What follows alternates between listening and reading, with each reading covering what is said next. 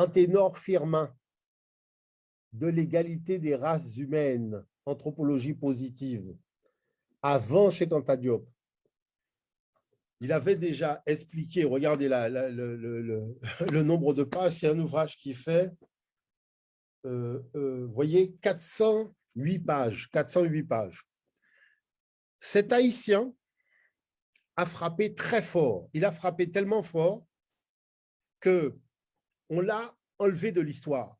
Parce que c'est Cheikh Anta Diop avant Cheikh Anta Diop. Parce que lui aussi lisait le grec. Et quand il a été à Paris, à la Société d'anthropologie de Paris, il a eu accès à la documentation de l'histoire universelle de l'humanité. Et quand il a lu les documents grecs en grec, il a compris que le récit que l'occidental faisait de l'histoire de l'humanité est faux. Parce que ça fait 2 jours qu'il est civilisé.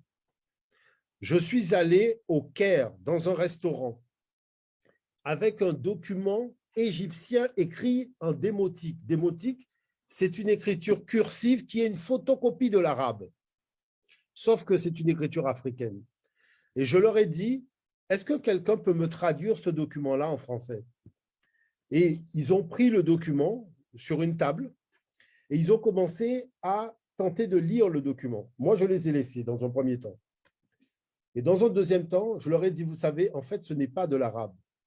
Et ils m'ont dit, mais non, arrêtez de raconter n'importe quoi, c'est de l'arabe, on va arriver à le lire. Et je leur dis, mais non, mais ce n'est pas de l'arabe. Et j'ai vu des gens se battre pour lire un texte africain écrit dans une écriture africaine qui est la photocopie de l'arabe. Ça veut dire que c'est à ce moment-là que nos ancêtres ont rencontré les ancêtres de ces gens-là. Et aujourd'hui, ils viennent dire aux Noirs que l'écriture arabe a été donnée par Mahomet. C'est une écriture sainte. Alors que je lui donne une écriture écrite par mes ancêtres africains, ils pensent que c'est de l'arabe. Quand vous prenez, papier vient de papyrus. Le mot papier vient de papyrus.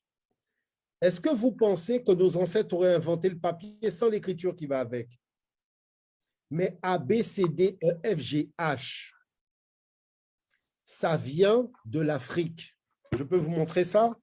Parce que j'ai les bouts africaines, vous voyez, c'est ça qui est intéressant quand on a tous ces documents, parce que ça, ce sont les fouilles du professeur Van den Broek. Le professeur Van den Broek a fait des fouilles et il a trouvé en Afrique ce qu'on appelle le proto-alphabet.